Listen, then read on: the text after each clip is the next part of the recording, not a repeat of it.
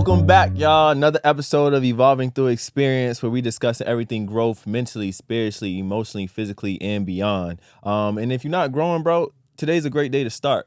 Evolving Through Experience is the only way. Like, we got to change these narratives. We got to change how we moving around mentally in all aspects, because if we not, it's life or death. And I tell y'all that all the time, it's life or death. So we got to start today. And if you haven't started, like I said, today is a great day to start. And understand, it takes time. Evolving takes time, but the time is now. So today we have a special guest, Ivy. How you feeling? I'm feeling amazing. Thank you so much for having me. Nah, glad to have you on. I'm glad to have you on. You know, we met recently. But at the end of the day, I pretty much was like, okay, we got to get you on, because I've been wanting to get a story like this. Obviously, I don't know if that's a good thing to say, because obviously based on your story, which we got to get into, but it is a good thing because of how you've been able to grow from it. And there's so many other people, men and women, that have been through the same thing you've been through. So let's start off. Let's tell them a little bit about yourself.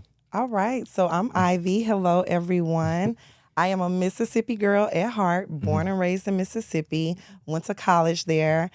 True family, Southern girl, catfish, cornbread, greens, Jesus. Lots of family and good music. And then I spent about 15 years, well, a little bit over 10 years in Memphis. That's where I really started my career. I got into banking. I majored in communications. I was a reporter for a little while. I covered a couple of murders, just different little things like that. And then I moved to a few little things.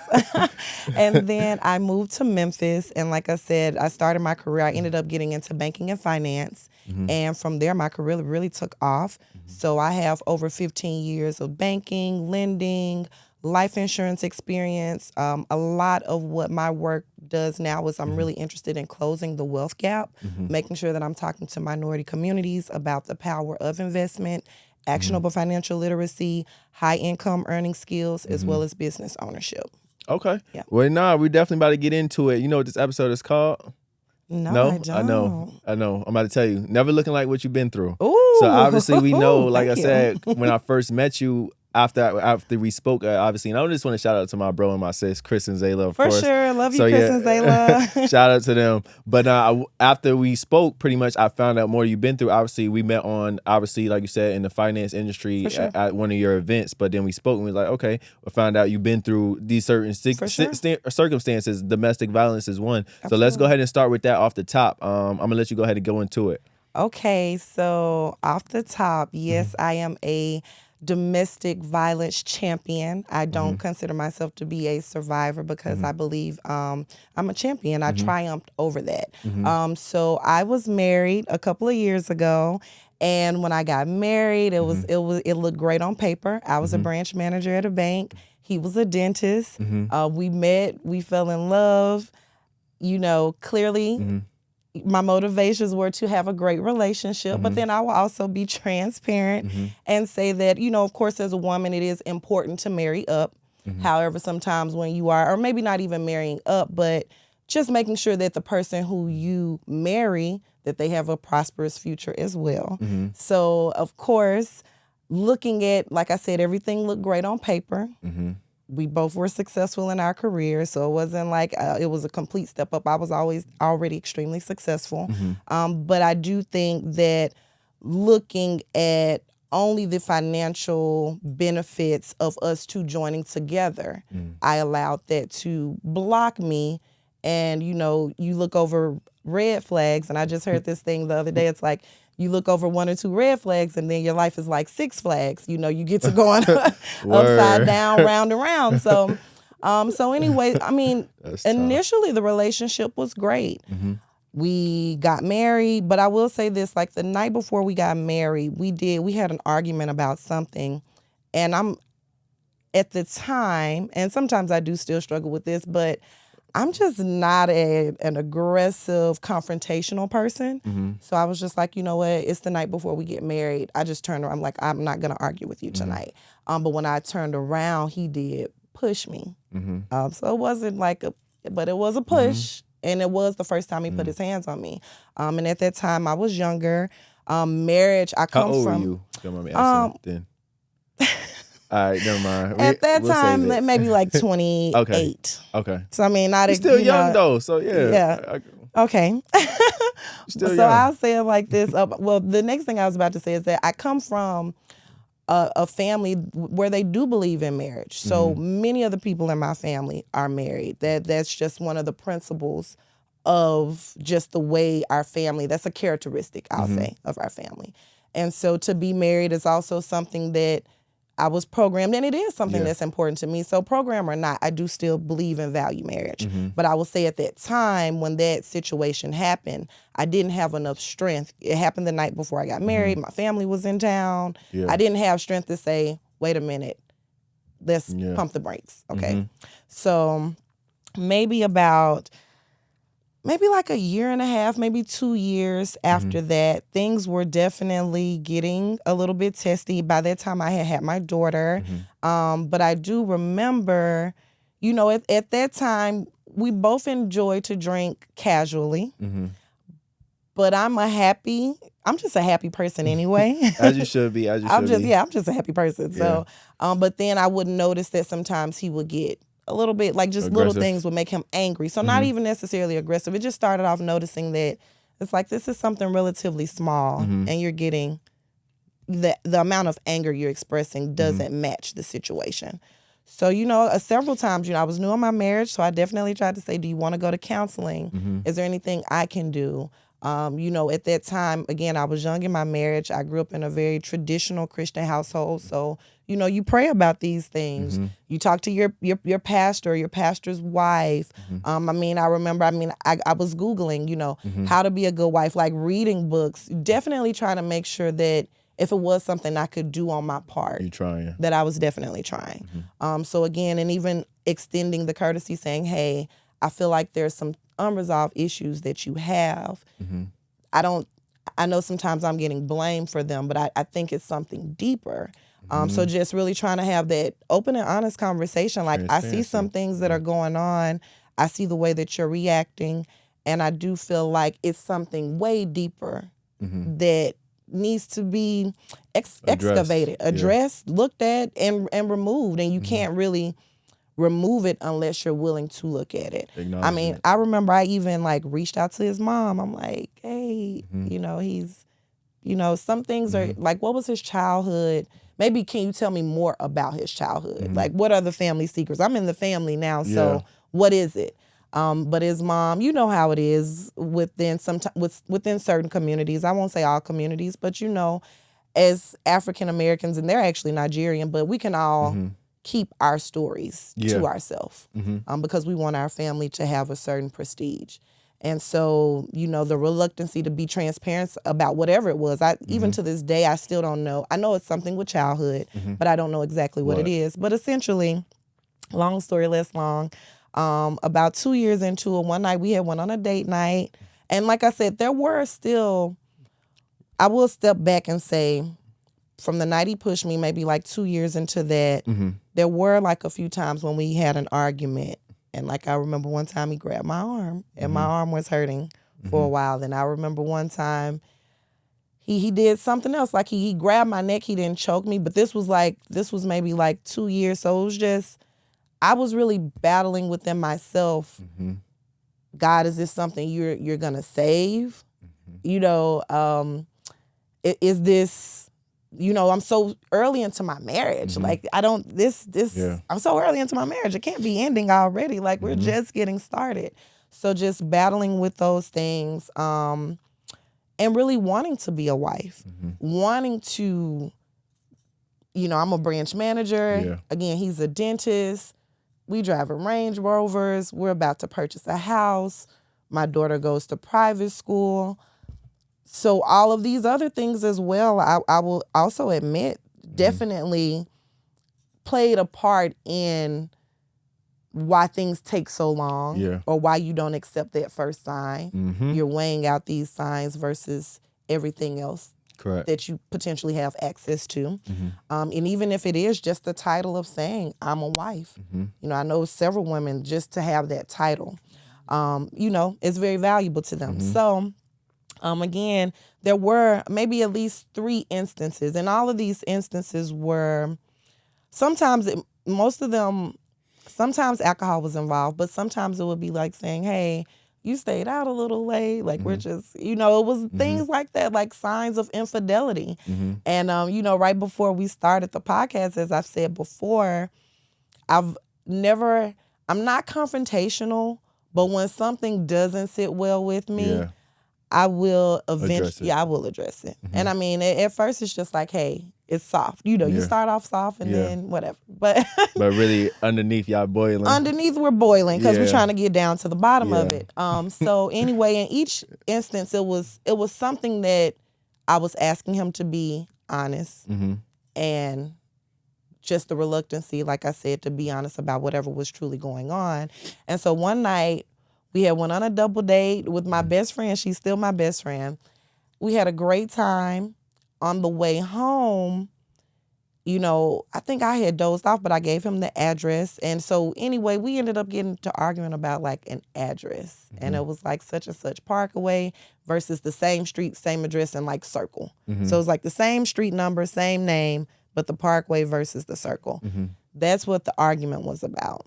And I just remember we had picked up my daughter from the sitter, and he was just still arguing. Like I said, just it's something about when I enjoy a cocktail, but if you don't have self-control over your anger, over your decision making, over your discernment, you don't need to be drinking. Agree. 1,000%. Now, if you can drink and get the munchies and laugh, have a good time, and go to sleep, and you can do that in a control, and you can control yourself, and it's not, you're not doing it every day, that's one thing. But when you ingest alcohol and things that you haven't addressed, those demons, they will spur up. And you either have to have the emotional intelligence to feel yourself when you're crossing over into another boundary. But needless to say, that's what we got to arguing about. And he attacked me in the car. And I will never forget, like I was sitting something told me to sit in the back with my daughter. So I was sitting in the back seat. He was still trying to go back and forth about this and that. And he just turned around and just started like wailing on me. And I remember just the shock I had. Like, I did not think that this was going to go this far. I mean, I'm glad I'm at this point now, but it was like he beat me like I stole something. I was like, what?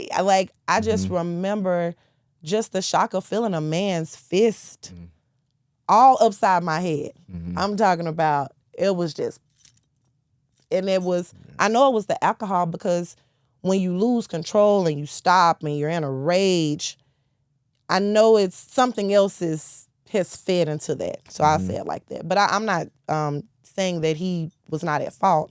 I'm just saying that the alcohol definitely exacerbated the situation. And so, now, I have 4 brothers. So, I mean, hey, I wasn't just screaming now, okay? I tried to get me, 1 or 2 back in. Because, I mean, I'm defending myself at that point in time. Like, I'm defending myself. I really didn't know it was about to go that way, but I don't want anybody to think I just laid there and took it. No, I did whatever I could do, but this is a man, and I'm a woman, and, definitely for any woman. Definitely not a man, but go ahead. Definitely not a man, but a male. Correct. And I do want to encourage women. Like, there are some women who are aggressive. And you're not a man.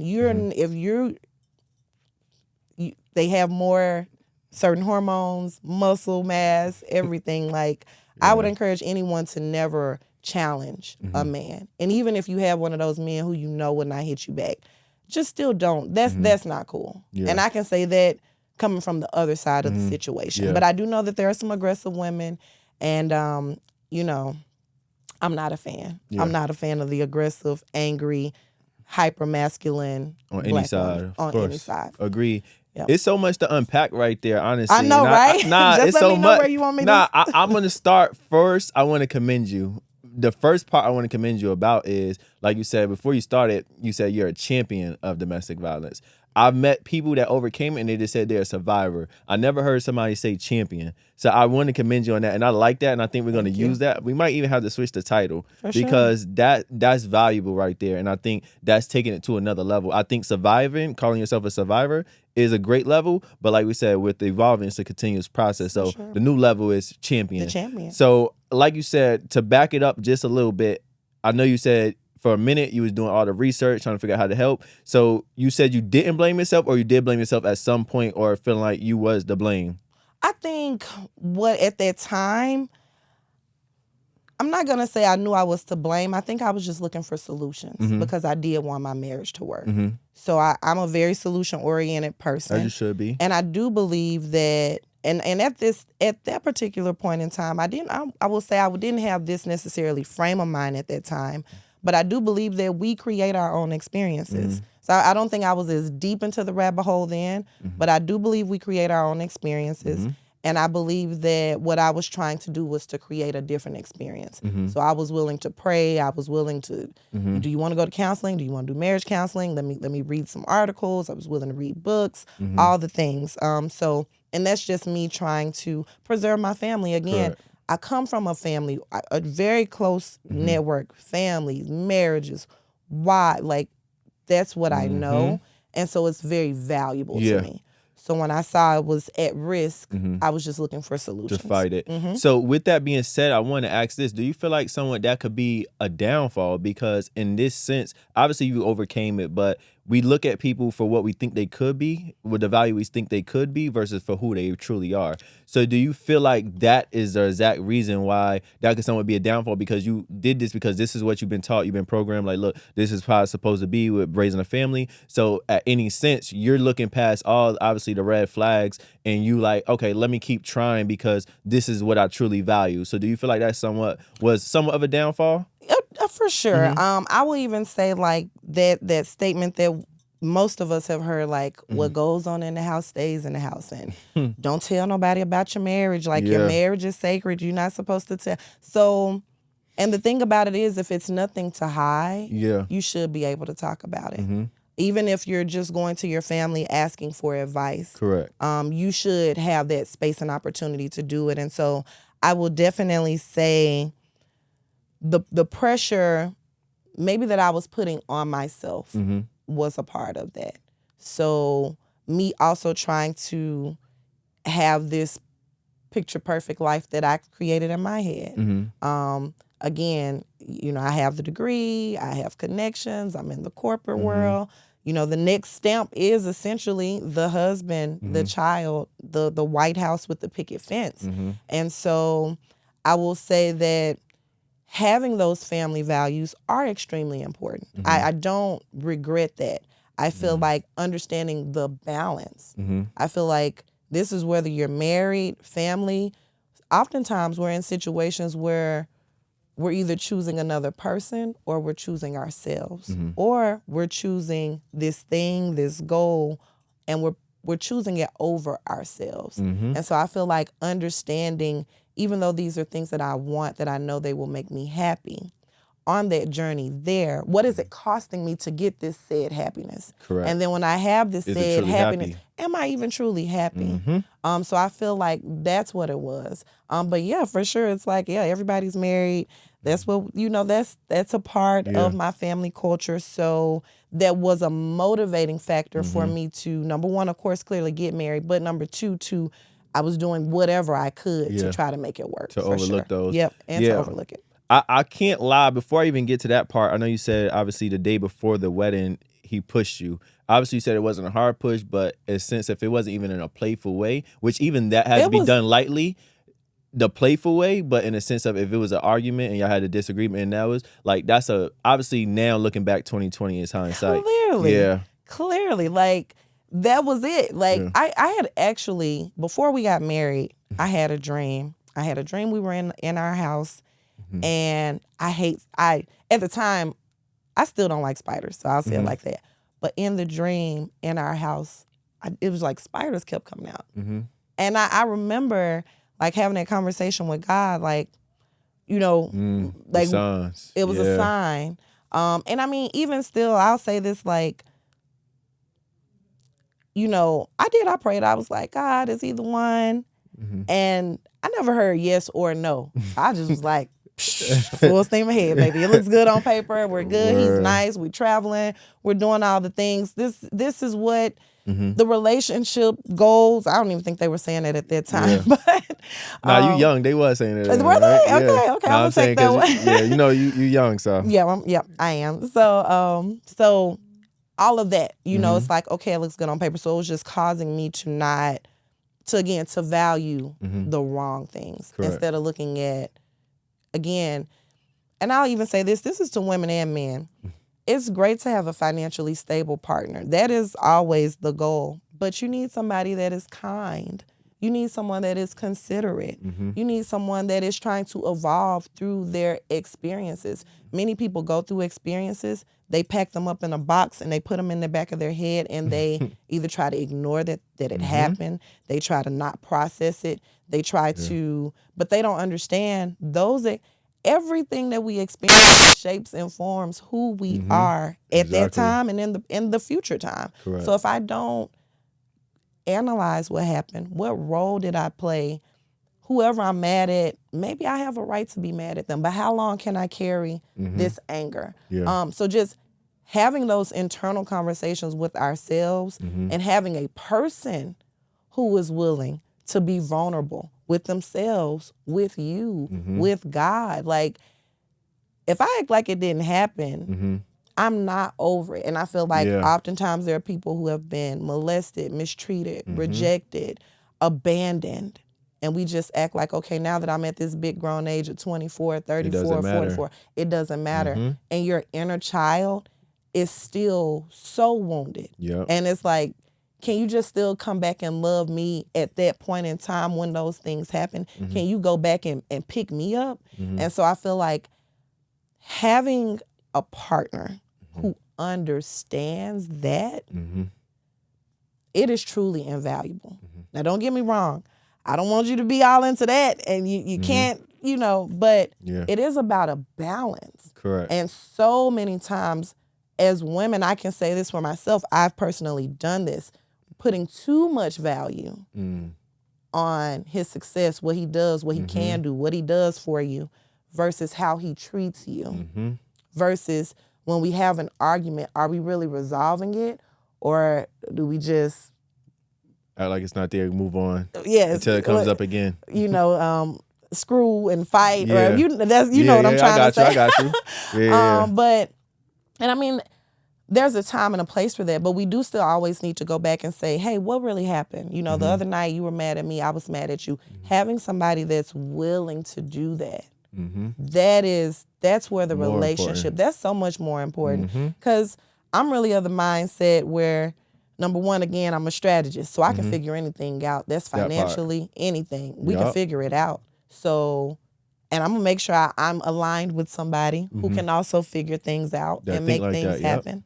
But outside of that, I need to make sure that, again, that kindness, consideration. What is your relationship? Do you have a relationship with God? Do you believe in a higher power? Do you believe in forgiveness? Do you believe in letting go? What was your childhood like? Do you have a relationship with your dad? If you didn't, how have you dealt with that? Or are you just still telling yourself it's okay? Your mom was your dad. Like, yeah, that's a whole nother That's topic. a whole nother story, because I can really go into that one the long way, but I'm not going to. Nah, but again, even though we have values and things that are important to us, there are so many other important points in a relationship that we cannot look over just for additional financial stability. And I mean, I go back and look at it, and I'm like, I was already doing well for myself, but it was that extra stamp. I do feel like a lot of times as Black people, we do like to be elite. We like to. We are elite. We are elite. We'll say Black people for lack of a. So what I'm saying when I make this comment is that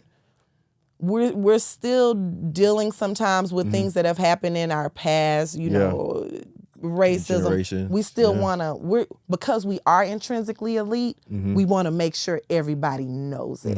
Instead of just embodying it and knowing it within ourselves. We like to wear our elitism, if that makes sense. I got you. And so, of course, marrying a doctor, it was a certain prestige that came along with that. And so again, hindsight is 2020, and I was definitely short-sighted on looking at the gold and the glitter, and but like they say, everything that glitters truly isn't gold. Correct. Yep. Yeah, man, like I said, so much we can impact. I want to go back again because I can't lie. I know you was like laughing, not at the situation, but you did do a laugh, but obviously it wasn't at the situation. I can't lie and say I was mad. I'm glad you're in a place where you were saying, obviously, the feeling of a man's fist on you. Well, not a man, let's be clear, but that person's hands on you just back to back as a fist. Like, I can't lie, that pisses me off just thinking about it, and it's just like, it fills me with anger. So I commend you for being in a place where it's like you're at peace with it. I'm not at peace with it though, but as long as you is, listen, it took me. Nah. It took me a while to get here.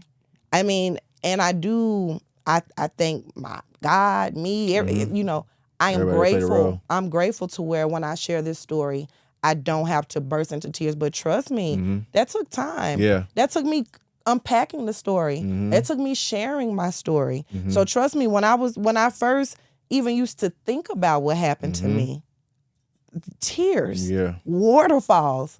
Even when I used to share it initially, still tears hurt. This somebody I love. Yeah. I went down the aisle with this man. I had a child with this man. I carry his last name. So trust me, those feelings of anger and rage, I don't want anyone to think that they weren't there. No, for sure. For sure. Like, yes, for sure. But I am grateful to say, like, I even have this, it's still like the conversation that I was having with God. This was years ago, but it's like, you know, at the time when the relationship was very tumultuous, I'm like, you know, God, what am I supposed to do? Show me a sign. Show me a sign. Show me a sign. And little things were happening. And I'm still praying, like, show me a sign. What am I supposed to do? Yeah. And then back, like, I'm going to give you the sign of your goddamn life. Now, either what you going to do? This is what you're married to. Don't keep asking me. The signs. I gave you about 6 red flags, 8 red flags. Don't ask me any more about this situation. Yeah. Now, either you have the strength to pick yourself up, pick your pieces up, and allow me and yourself to put you back together again, or just know what you're dealing with. If you want to say you're a doctor's wife and you want to live this imaginary fake Huxtable, I love the Huxtables, right?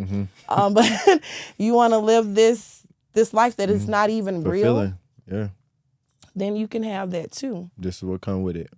But yeah, so I mean, and I do feel like that is, you know, I'm one of those kids, like, you know, I do have to be tightened up a little bit, but it was just like, I'm gonna give you the sign of your life. And I mean, I had a black eye, so it was literally like, show me. My eye was so black. I want to say, like, so Key Glock has this line. No, I think Young Dolph says it. He's like, my eye so red, look like I've been smoking blunts with Satan. My eye was so red, like a blood vessel burst in my eye. Because after it happened, I was just crying. I was just broken. I was just crying so hard. So it was black. It was red.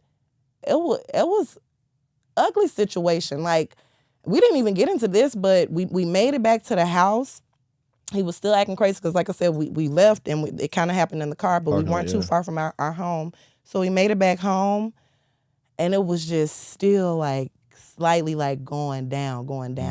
Like, I went and knocked on my neighbor's window. I was like, I didn't even know. Imagine. Like, you in shock. Look at me now. Yeah. I was knocking on I knocked on this woman's window so hard. They were a married couple.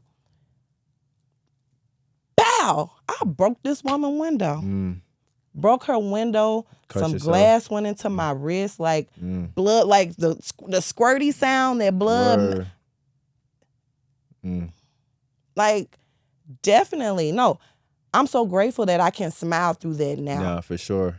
But it took prayer. It took me looking at me, admitting whatever I looked over. Like, how things like that, they don't happen overnight. So it's like, I have to admit that to myself. It didn't happen overnight. It wasn't like, you know, it was like, it is the story. Like, yeah, one day it just blew up. But there were little breadcrumbs, little signs leading me all the way there. Yeah, I knocked on that lady window so hard. I was like, oh my God. help. Yeah. Out the window, bro. Like just different things like that you never forget. But I did have to look at it. I had to. So because I faced it, I can talk to you now. Yeah. But if I just put that in the back of my head and just said fuck him and da da da da da, and then just move on to the next guy and just that's how you show up in the next relationship. Repeating the same cycles. You're finding the same person in a different person with a different face. I do believe like life is all about lessons and levels. This is a game. Like this is a game. So in order to get to that next level, you have to eat all those coins. You have to learn all the moves. You have to beat whatever that big level. That's the games I used to play. I don't know how they play them anymore. But Pac-Man or something like that. You beat the Super Mario. You beat this big dragon thing, and then you go to the next level. Correct. But until you do all of those things, you learn all of those moves, you address it. You also face that demon. And the first time you face that big thing, you don't win. Yeah. You have to, your life ends a couple of times. Then you go back and you say, oh, I got to move like this. So it was just like that. Like this is a game. So in order for me to master my own personal game of life, I will not skip over any lesson. I will not, because that's how you become a champion. A champion is owning the lesson. This situation, it doesn't own me anymore. Yes, that happened. It is a part of my journey. And you know what? I'll say this, because I did grow up in a, overall, like I said, my parents, they got divorced when I was like 15, but I grew up in a 2-parent home, a Christian home. Like, you know, it gave me some depth that I didn't necessarily have. It gave me some grit. It caused me to figure out who I really was. And so who I became after that, it's like it was meant to happen. It was meant to happen. The strength, like when you pick up all your pieces, I had to pick up all the little pieces of my life, sweep them up, put them in a little Kroger bag. I didn't even have a cute bag. I had to put my just in a little Kroger bag. Is crazy. and take that bag and say, how am I going to create a beautiful mosaic from all these pieces? But I had to decide to do that. Oftentimes we leave those broken pieces. We don't want to look at that. It's ugly. We don't want to tell people we've been broke. We don't want to tell people I've had a car repossessed. We don't want to tell people I've been cheated on, or I cheated on somebody, or I used to be, like, we don't want to tell all those bad parts. But that is truly how you become a champion, because, you know, when you go through those bad chapters, there's also shame. Shame is the thing, like, you don't want to share. You're afraid of what somebody may think. But you have to get over that shame, because there's so many people that need to hear our stories. Facts. And I do believe that when we go through these chapters and these levels, it is to go back and give somebody the wisdom. I do want women to know, yes, make sure that he's secure, but make sure that he's kind. Make sure that when you argue, he doesn't feel like, well, I pay all the bills, so what? I'm wrong. Now what? If, like, using it as leverage. That's the worst situation to be in. I do want, he does need to make money. You need to make sure you have money too, because at any point in time when you need to walk away and leave, you need to have that power. You need to have that autonomy. Like, so yes, but because I've been through these stories, I can tell a woman to say, hey, or even a man. Like, it goes both ways. But yeah, I couldn't have that grit or that depth. I like to call it just, it definitely, it deepened me. It deepened even my strength within myself. You know, we went through a nasty divorce after that. We're going to talk about it too next. No, we're going to talk about it, because that's all plays a vital role. All that play, listen, those divorces, like, it took a lot. No, we about to get into it, and I want to say this, because like I said, I'm glad you said what you said, because I know I said I was angry, but I don't matter in this sense, because for you to be at peace with it, I'm gonna just have to deal with how I felt. Obviously, I wasn't in that situation, but hearing it, obviously, it makes me mad, angry. But I don't matter, because hearing you being able to overcome it, and other people that's been in that same situation, seeing that you were able to overcome it, that's vital. Listen, this life or death. I had to take that anger, and so I believe in the power of alchemy. So alchemy is just all about taking a lump of coal and creating it, taking something ugly, black, something that nobody thinks is of value, and creating it and making it gold. Making it a diamond, yeah. Making it a diamond. So it's really just the power of transmutation. So I had to take that anger and transmute it into my own peace. Correct.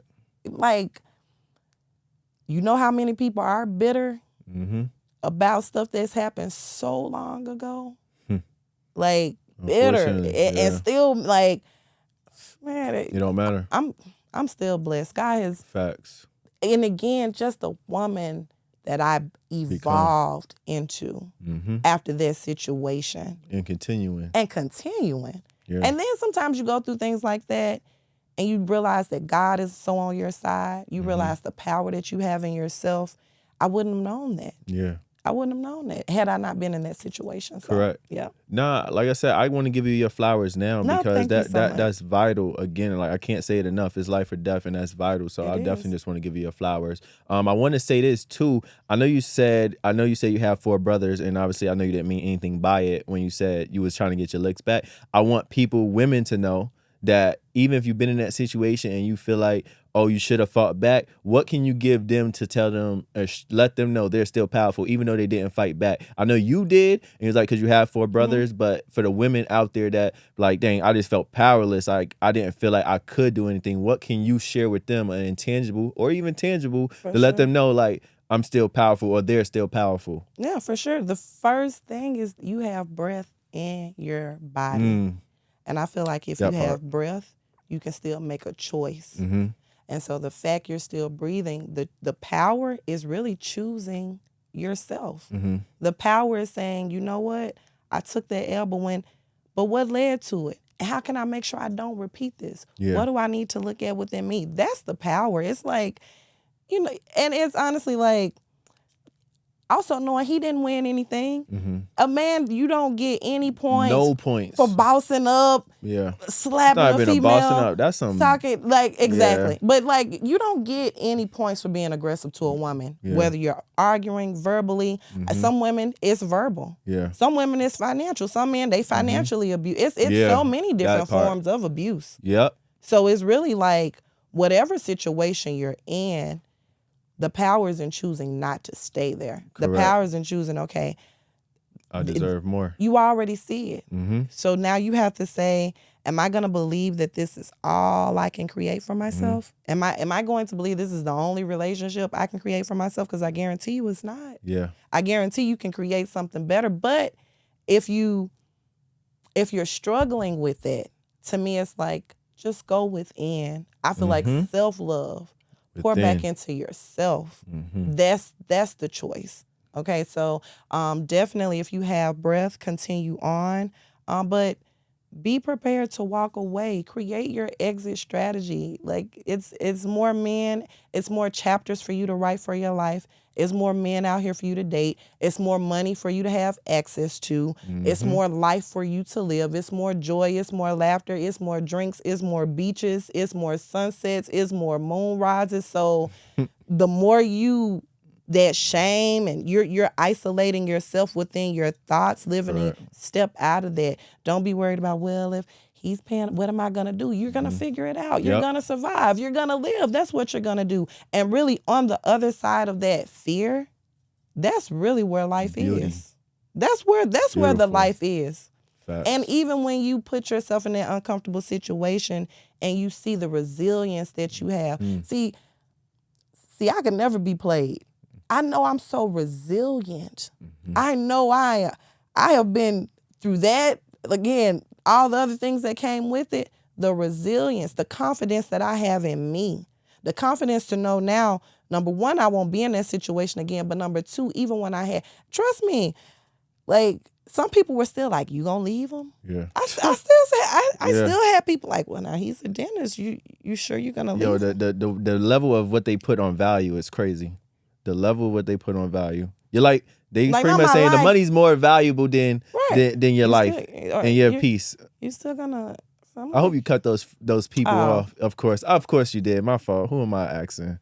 Yeah. Then you even have the Bible thumpers that like, I The want to Bible say thumpers. the Bible, and I love God, so I don't want to, but you have the Bible Nah, they need to thumpers. be smacked though, respectfully. They pull the scripture out of some scripture with Moses, like, oh, you're not supposed You to should have get a smacked them divorce. with the Bible, respectfully. Now, I will respectfully say, like, I definitely had words with those people as well.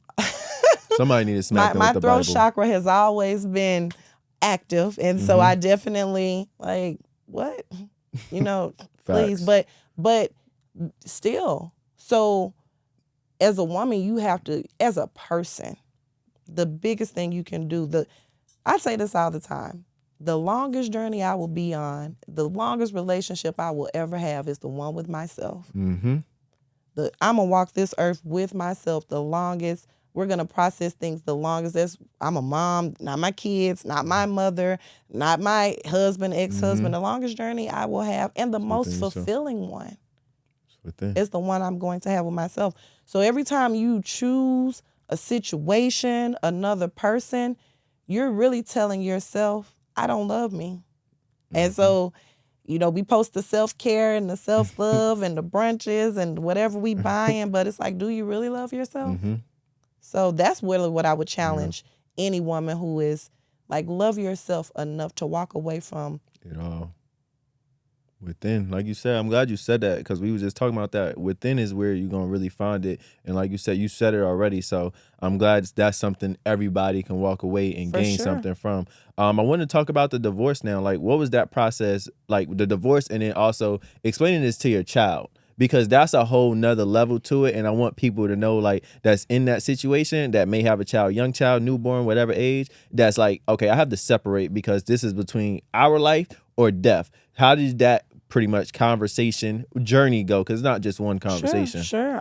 So yeah, again, we were together the entire time. I had a beautiful pregnancy, all of the things, and so the one of the unfortunate, but things that happen, fortunate, is that my daughter she was not quite 2 when that happened, but it's still certain things she remembers from that night, and she'll be like, Mommy, you remember when Daddy pushed you out the car? And like it's so for one. Did that bring you chills? Not to cut you off. Does that, like, when you heard that first and you were still in that journey, did that bring you chills? Because that just brought me chills. Like, damn, like you thought he's pushing me. Yeah. It definitely did, because that's what I want to tell everybody is, kids are smart. They are sponges.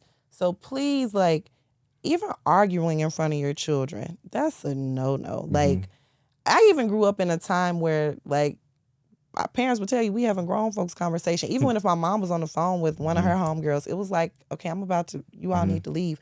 I never, even though my parents are not married, they did get a divorce, I never really saw them arguing like that. And so I would encourage anyone, like, as much as you can have those heated conversations away from your children, and exercise that emotional intelligence. It does take emotional intelligence, but we're all spirits. Your child, they're a spirit, they're a sponge. Agreed. And so being around that anger, those high voices, the yelling, that does leave an imprint on them.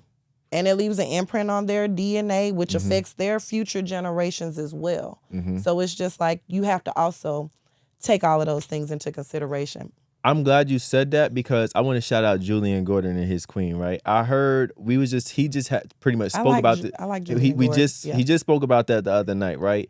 And his thing was, he pretty much combated that with, instead of saying separated from the children, is more not in a negative way, but in a healthy way. Have those conversations in front of them so they can see conflict resolution versus, okay, every time mommy and daddy has an issue, you see them separate, because then that child may take that. And it's like it's a thin line. Like, you're always trying to figure it out. But no, absolutely. Yeah. If you can, I do believe in that. Okay. If you can have if the emotional intelligence is there, that's perfect. Positive conflict resolution. Let's talk. Because children, they need to know. Correct. When I'm faced with something, I don't have to slam the door. I don't have to throw a drink, walk away, curse you out. We can get into this dialogue as long as you want to. And you know what? Peacefully. I also believe, like, teaching your kids it's not that you're right, they're wrong. It's like we're just having a meeting of the minds, and sometimes we still won't agree, but that's still okay. Agreed. Like that's so definitely demonstrating that. What I'm referring to is when people are arguing and in a space of anger. Correct. Okay. And Agreed. you're cussing it. Like if your words, again, this is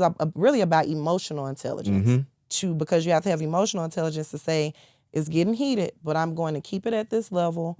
I'm not going to call you out your name or, X, Y, Z. Yeah. If you have that, go for it, for sure. No, I'm glad you said that. And yeah, because that's something that we need to hone in on a lot more as everybody, men, women, of all, even kids should be doing that. So they learn like conflict resolution, emotional intelligence is vital. And I'm glad also, I just want to back up because I'm glad you said abuse is in more than one way. And that's also like why I have these conversations privately with my friends, my bros, just talking about like, I don't want to be in a place where I'm using my money as a leverage to say this is what's going on. And I have instances like that now where it's like, well, if I'm paying this, I haven't done it, but I always kept it like, you know what, I'll just continue to pay it. Even though we may disagree, it's more of like, okay, I don't want to do that and use it as leverage because you didn't go my way when I wanted to go my way. Okay, it is what it is. We still alive. Let's keep it pushing. So I'm glad you said that because it is more than one way to abuse. Listen, if you're a woman and you're only focused on money, that same issue. Money is bark like a dog, hop on one foot. You moving my way? This is where I want to go. This is what I want to do. America. You catch him in a lie. You want to have an emotionally intelligent conversation. He shut down and then he just look at you like, yeah. That's the most, that is pain too. Yeah. It's not a physical, but when you know this man is not going to admit he's wrong and just look at you because he pays all the bills and basically tell you, you're going to have to eat the cake, anime. I don't know what you're going to do. I'm not bagging down. Yeah. And to know that, because to me, that's, love is saying, I will compromise. Love is saying, I'll be vulnerable. Love is saying, you know what, I was wrong. I shouldn't have texted her. I shouldn't have did this. That is what love is also. It's not just, I can love you in the good times. It's loving you enough to say, you know what, I didn't look at it that way, but I was wrong, and I want to apologize for the way it made you feel. I wasn't thinking about it. But when you have somebody and they're not even willing to say that and they're just like, that's, any woman who has been there, they know your heart just, it hits the bottom of your ass. It's like, oh my God, you're not going to apologize? Because it's really just words. Yeah.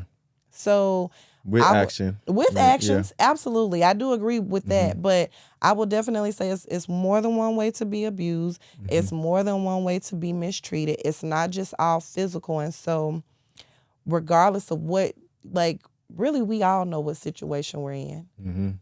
And if you're not having those internal conversations with yourself, how does this relationship even make me feel? Correct. Not what am I getting out of it? Because that's easy. Yeah. That's child's play. Yeah. So it's like, enough with the child's play. Like money, that's child's play. And it's not going to really help you get, and I do like, we live in this world where we just see so much, and so it creates this desire, this greed, to where we instant gratification. I saw this this thing, they interviewed women and they were like, would you want a man who was all yours but he told you no 45% of the time, or a married man who told you yes 100% of the time? It was like, now this was just the way they edited the video, but from the way they edited the video, so many women were like, yes, I'll take a married man with 100% of the time. So it's just like, not getting the full context. Yeah. So it's just, I just want women to know, like, we set the standard for how whoever is going to treat us. Yeah. So you can't just say the standard is just money. The standard does also need to be respect, understanding, romance, courtship. Like, sometimes we just skip all the way over that to just like, oh, he's successful. Because he bought you the Birkin bag, right? So that part. But with talking to my child, like I said, there are some things that she remembers. So initially, it was abrupt. I could tell it was very different for her.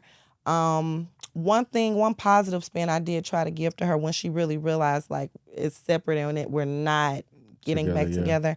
I would just say, you have 2 homes, you have Mm-hmm. 2 rooms, like you have 2 of everything. Mm-hmm. And what I did always tell her was that the most important thing is that you have 2 parents that love you. I said, now we may not ever see eye to eye, Mm-hmm. but one thing we do see eye to eye on is our love for you. You're extremely valuable to us. And I never, so now there's one thing, I'm never going to do anything to Take that away from take that him. away from him or even create that image in her mind. Me and him don't get along. No. I know you love your child. I And that's know. a hard And conversation it's right a there. tough conversation because there's a part of you that's still like, Questioning it. Yep. Yep. you know what I mean? I can Yep. easily play that role. Yeah. Your daddy, Yeah. I don't have to do that. Yeah. I'm just like, we Time both will love tell. you. Yeah. Time will tell. Time will tell. Time will tell. And sometimes, yeah. Time will tell. Time will tell. Now on the divorce. Wait, before you get to the Okay, go divorce, I ahead. want to say this, right? Matter of fact, I'm gonna wait. No, go I ahead. was gonna say, I know you said that you had a lot of people that obviously that should have got smacked with the Bible, or I said that because they was like trying to pretty much tell you still deal with it because they felt that to be more valuable than your life. So what about the people that did support you? Let's talk about that because people need to know it's people out there that will support you. Let me tell so you. let's do that before we go to Yes. divorce. And let me say this because I do realize like some women who have really gone through domestic violence, one reason why they stay there that long is because they feel like if I leave, what am I going to do? Who's going to help me? But my mom and my best friend, like when I say we're just there completely, like just loving on me, Shout out checking to on them. me. Shout out to them. Shout out Jennifer Young and my mom. My mom's name is Ivy as well. Shout out to them. Dr. Ivy. Dope name too. I gotta talk. I'm gonna go back. My mom just graduated with her doctorate back in May. So shout Congrats out to my to mom. her. But yes, Shout out. just like really pouring into me. And when you go through something like that, even though the wounds are physical and on the outside, it's the brokenness that's on the inside that really has to be repaired. And so just, that the prayer that my mom gave me, just praying over me, speaking into me, loving on me. I like, we have to have people around us who are willing to pour into us. Agree. You have to have people who will tell you, you're still beautiful. You're amazing. Sometimes we're surrounding ourselves with people who their lips are tight when it's time to pour into you. And everybody's cup has to be poured into. Correct. So if you're around people when it's time for them to pour into you, the cheeks get tight and they're like, well, those are not your friends. You have to be around friends. Your girl who said, girl, I love you. You good? You good? Pray with you. Cry with you. Facts. And being with friends who you can be vulnerable with. See, it's the same thing with the relationship. Okay, you don't want to have these surface level relationships where you're just looking for the physicality or the monetary, whatever. But even with your friendships, you have to have the right people in your circle. Agree. At least, and I mean, it's not going to be everybody, but at least 2 or 3 people that listen, I need to talk to you. I need to come over. I've got a lot on my mind. Can you just hear me out for a couple of hours? Some people, well, you need therapy, but no. But I also need somebody in my sister circle. Yeah, should be able to be some form of a therapy for you. Yeah, or just be there for me. So having those people, I mean, I definitely, I was already going to church, but I believe in God. So of course my spirituality, but really, I was going to church, but my spirituality definitely evolved after that. It was no more praying and waiting. It was more like affirming and creating and saying, okay, God, we're working together. I'm not waiting on you to do anything. I'm not waiting on you to save me. I'm not waiting on you to even give me a sign. Now, I appreciate every confirmation. So I love the confirmations, but I'm not waiting on there to make a move. Yeah. Because sometimes we pray and wait and then people get analysis paralysis and you never move. So it was like, that's one of the lessons I walked away with. Like, no, okay, we're co-creating. He's only going to allow what I'm allowing in my headspace as well. So I feel like, so God, of course, but yes, my friends. I mean, Shout I out to remember. all of them. Shout out to all of them. Like, shout out to everybody. Like, people who would babysit for my daughter. Like, because I had Take those moments. I had to start back, just going for it, just doing things, even just by myself. I definitely went into a season where I would just go to this was in Memphis, but I would go to Midtown by myself. I would go to downtown. I would go to an art gallery.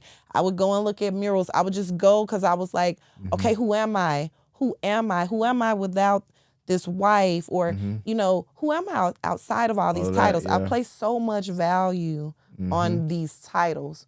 Who am I? So I really had to kind of just even become my own friend again as well. That you had to evolve to a new person. Yep. New level. Sure. Yeah, so shout out to all of them again, like I said, and I want people to know, I'm glad you said that, so they know it's somebody out there that will support them. It is. And even if you feel like you don't, keep searching because you're going to find somebody.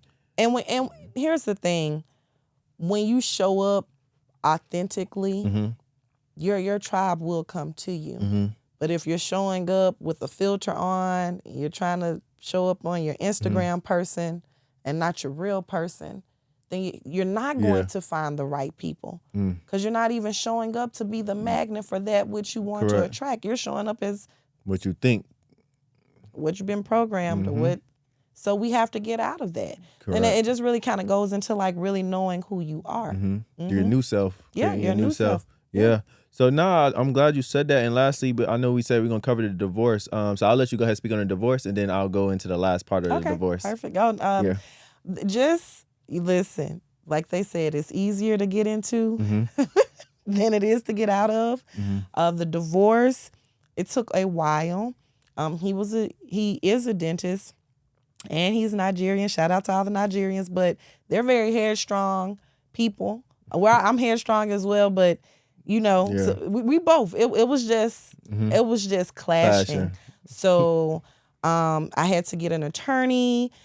For me, I do always look to support my African American attorneys. So every time I go to court. So anyway, long story short, I found a phenomenal law firm founded by an African American woman. My representation was an African American woman. He likes the Jews. Shout out to the Jews, no shade. But that's, how some black people or minorities, they feel like to have the best, you need to go here. And my attorneys, they definitely did their thing. So I was, everything that I wanted, I was able to walk away with. But I will say it was just still, court isn't one day. It's multiple appearances. It's multiple meetings. It's this person trying to dig through anything to try to to try to make it seem like they're not at fault. So, being willing to, sometimes you're under a microscope. So again, it's not just, I'm gonna get divorced and things are gonna be fine. That is a process.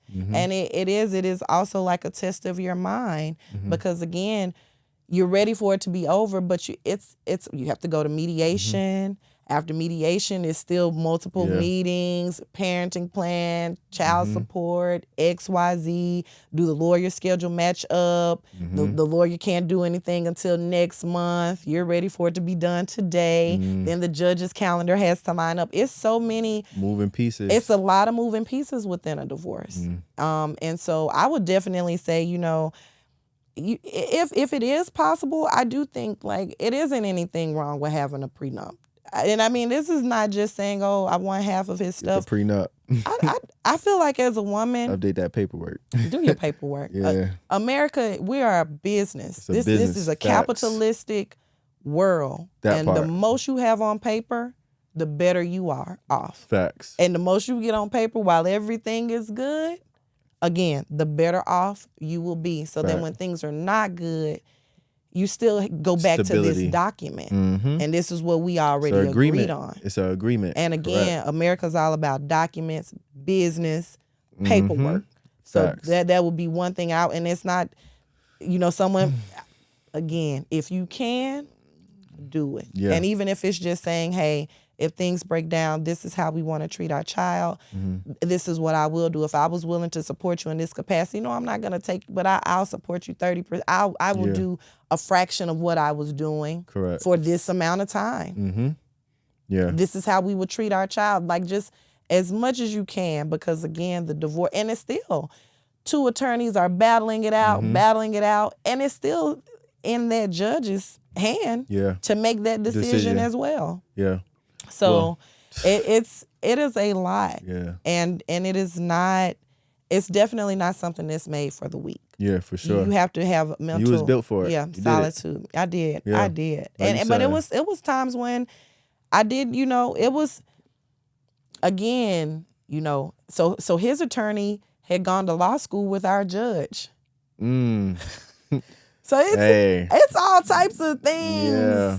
So it's like, you're look, still relationships are powerful. We know that. Relationships are way more powerful. Relationships are powerful. Yeah. I even had, listen, we had to go back when I moved to Atlanta. I had to get my custody done again. We had, because I relocated. So when you relocate with a child, so all of these things are paperwork. Yeah. So just to move, I had to go back, and that was like 9 months. Yeah. And it was not pretty. Not pretty at all. Just because of, it's still some tension there. Of course. And the judge he still used the same attorney, and the judge looked at his attorney, and this was towards the end, and she did, things went my way. She ruled in my favor once again, yes. But she told his attorney, she said, "I know I owe you a favor." She was just like, but she didn't say this part. She said that on record? She said this was like after they had, off record or on this record? was more so like off record. Oh, but she was like, she looked at him and she's like, "I know I owe you a favor." But she kind of gave him that look like, but this ain't the one. And I just, again, just things that show you still though, like, God is on my side. She literally owes him a favor. They went to law school together. Yeah. And it's just like, I still came out on top. Yeah. Victorious. Triumphant. How can I not Ivy call myself? You came out Ivy. I came out Ivy. Like, facts. how can I not call myself a champion? No, facts. So no. So again, just things like that definitely deepen you and your appreciation for your children, for positive relationships. It lets you know, like, I need to address what I'm looking for in men. So I had to have that real conversation with myself as well. Hey, look, again, I'll give you your flowers. Before we wrap, these are my last two questions. Because there's so much we can still talk about. I know, That's what you're they fine. say in Mississippi. You good. My last two questions is, so with that being said, would you get married again? Absolutely. Okay. I want people. I just ask that because I want people to know, like, even after that, if that's what you truly desire, it's okay to go through it again. Don't feel like you should back. And I feel like sometimes, it happens when people are brokenhearted, whether it's from relationships or marriage. After they see it, they're like, "I'll never do that again." Yeah. But then you're not a champion because now you're allowing fear to push or your past to rule your future. And so that's one thing I will never do. I will never let my past keep me from hoping, desiring, and at the end of the day, obtaining. Like, I know I can have it. Well, now I'm glad you said that, because it's something I need to reevaluate. Cause I said I'm never doing that again. But I think I told you that. I think I told you that the first time we met too. I was like, "Don't say that." Oh yeah, don't say what I'm talking about. Just wait. Oh, no, not going into that. But what does evolving through experience mean to you in your own words? That's the last question. Obviously, your whole life is that, but evolving through means that, I wanted to say this earlier. Go ahead. It's a principle, and it's like the law of polarity. So the same way when the pendulum is swinging to the left, however far, however bad things get, however ugly, it's gonna, that same momentum is gonna swing right back to the other side. I like that analogy. And so evolving through experiences is knowing that even though I'm going through this, I'm gonna keep going up these steps, and I'm gonna swing back through the other side. Evolving through experiences is saying, what is the lesson? Like, I can be pissed off at him. I can blame my mom for allowing this. I can be mad at whoever, whatever, the government. Like, we can all be mad at somebody. But really, what is the lesson that I'm supposed to be learning about me in this situation? That's how you evolve. And really taking the time to document it. Like, taking the time every couple of months, every year, and writing down what were the lessons. I was heartbroken. I was broke for a while. I made some bad financial decisions. Writing those lessons down and really going back and reflecting on that. So you can even see how you're evolving. So capturing those moments, but being willing to look at it and take accountability for your part. Accountability. Favorite word. That is how you evolve. Yeah. We play a role in every situation, good or bad. It just is what it is. We play some role in it. So what do I need to do? What was I meant to learn so that I can grow? And once you learn the lesson, then you evolve. If you don't learn the lesson, you will repeat it.